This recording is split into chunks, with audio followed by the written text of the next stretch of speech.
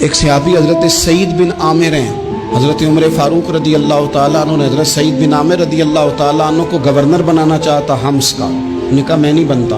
فرمایا مجھے تم لوگوں نے بنا دیا ہے، خود گورنریاں بھی قبول نہیں کرتے۔ چلے گئے حضرت سعید بن عامر، گورنر بن گئے، صوبے کے گورنر۔ مال غنیمت میں سے کچھ زیادہ مال مدینہ شریف میں جمع ہوا تو حضرت عمر نے مختلف صوبوں سے غریبوں کی لسٹیں منگوائیں۔ حضرت سعید بن عامر کے صوبے کے کچھ خاص لوگوں کو آپ نے لکھا کہ تمہارے صوبے میں جو غریب ہیں ان کی لسٹیں بھیج دو۔ تو جب لسٹ آئی تو اس میں پہلا نام حضرت سعید بن عامر کا بھی تھا۔ کہا ہمارے گورنر کے پاس پہننے کو کپڑا کوئی نہیں، کھانے کو روٹی کوئی نہیں۔ حضرت عمر بیٹھ کے رو پڑے، فرمایا تمہارا گورنر بھی مسکین ہے۔ اشرفیوں کی ایک تھیلی بھر کے حضرت عمر نے بھیجی۔ حضرت سعید بن عامر کے پاس جب گئی تو کہنے لگے انا للہ و انا الیہ راجعون۔ آپ کی اہلیہ کہنے لگی خیریت ہے؟ کہیں امیر المومنین حضرت عمر کا وصال تو نہیں ہو گیا؟ فرمانے لگے نہیں۔ تو فرمانے لگی کوئی آفت تو نہیں آ گئی؟ کہا نہیں۔ انا للہ کیوں پڑھا؟ ولی مانس دیکھنا میرے پاس دنیا آ گئی ہے، میں نے تو جان چھڑائی تھی اس سے، تو میرے پیچھے بھاگتی ہے۔ حضرت سعید بن عامر نے سارا مال وہیں اللہ کے حضور خیرات کر دیا۔ حضرت عمر ایک دفعہ دورے پہ آئے ان کے صوبے میں تو سب لوگوں کو جامع مسجد میں بلایا، حضرت سعید بن عامر کو بھی بلایا۔ ابن الجوزی لکھتے ہیں کہ حضرت عمر نے فرمایا لوگوں تمہیں اپنے گورنر سے کوئی شکایت تو نہیں؟ تو لوگوں نے کہا 4 شکایتیں۔ ایک تو ہمارے گورنر صاحب جب شروع میں آئے تھے تو فجر کی نماز کے بعد ہی آ کے لوگوں کے بیچ بیٹھ جاتے تھے۔ اب اشراق چاشت کے وقت آتے ہیں، سورج پورا طلوع ہو جاتا ہے تو حضرت سعید بن عامر رضی اللہ عنہ آتے ہیں۔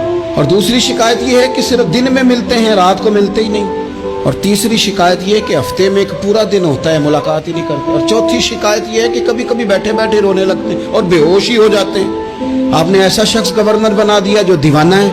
حضرت عمر نے بلا لیا، قریب بیٹھے تھے، کہا دے سوالوں کے جواب۔ گردن جھکی ہوئی ہے، عرض کرنے لگے امیر المومنین میں نے تو پہلے ہی کہا تھا میں گورنری کے قابل نہیں، میرے والا کام نہیں۔ فرمایا اب تو منصب تمہارے پاس ہے، تمہیں جواب تو دینا ہے۔ حضرت سعید بن عامر کہنے لگے حضور 4 میرے ساتھ مسئلے ہیں۔ فرمایا کون سے؟ حضرت سعید بن عامر کہنے لگے آپ سوال دہرائیں میں جواب دیتا ہوں۔ آپ نے فرمایا سعید لوگ کہتے ہیں پہلے تو سویرے آ جاتا تھا، اب تو اشراق چاشت کے وقت آتا ہے۔ گردن جھکائی، سناٹا چھا گیا محفل پہ۔ تھوڑی دیر کے بعد سار اٹھایا تو داڑھی پہ آنسو گر رہے تھے۔ فرمانے لگے حضور میرے گھر میں خادم کوئی نہیں، بیوی بیمار ہو گئی ہے، میں نہ سویرے اٹھتا ہوں، آٹا گوندتا ہوں، روٹیاں پکاتا ہوں، گھر میں جھاڑو دیتا ہوں، باہر آنے میں دیر ہو جاتا۔ پہلے جواب پر ہی لوگ رونے لگے، آنسو نکلنے لگے۔ حضرت عمر رضی اللہ تعالیٰ عنہ بھی روئے۔ پھر فرمایا کہ سعید تو دن کو ملتا ہے تو رات کو کیوں نہیں ملتا؟ اپنی داڑھی پکڑ لی، کہنے لگے عمر ساری سفید ہو گئی ہے، اب تو لگتا ہے پھل پک گیا ہے، پتہ نہیں وہ کب مجھے کہے گا واپس آ جا۔ میں نے نہ دن مخلوق کے لیے رکھا ہے، رات اپنے رب کے لیے رکھی ہوئی ہے، مجھے تکلیف نہ دی جائے۔ گورنر کی بات کر رہا ہوں۔ پھر کہا سعید یار ہفتے میں ایک دن ملتے کیوں نہیں؟ کہنے لگے عمر یہ میرے رب کے ساتھ پردہ ہے، اسے نہ کھولا جائے۔ میرا پردہ ہے نا، میں نے اپنے رب کے ساتھ اپنے پردے رکھے ہوئے ہیں۔ فرمایا نہیں آپ بتائیں۔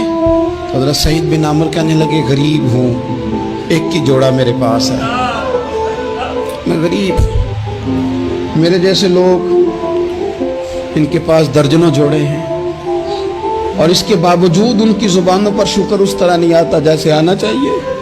میں نے کہا نا کہ میری اجرت میری محنت سے زیادہ کیوں ہے؟ میرے محسن تیرے احسان سے ڈر لگتا ہے۔